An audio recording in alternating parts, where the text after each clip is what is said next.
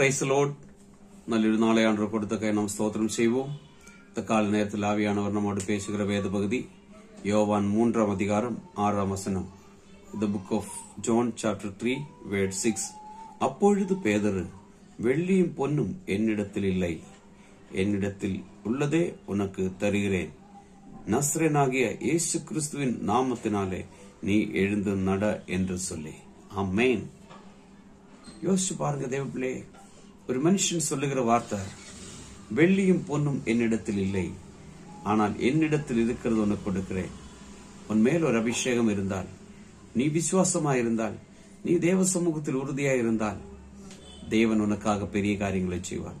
உன்னுடைய பிரச்சனைகளை பார்த்து இயேசுவின் கிறிஸ்துவின் நாமத்திலே இந்த பிரச்சனைகள் என்னை விட்டு நீங்கி போகுதான்னு சொல்லும் பொழுது, நெருக்கங்கள் விட்டு விடுவதுன்னு சொல்லும் பொழுது, காரியங்கள் வாய்க்க செய்ய வேண்டும் என்று சொல்லும் பொழுது, அது அப்படியே செய்து முடிக்க கர்த்தர் வல்லமை உள்ளவராயிருக்கிறார்.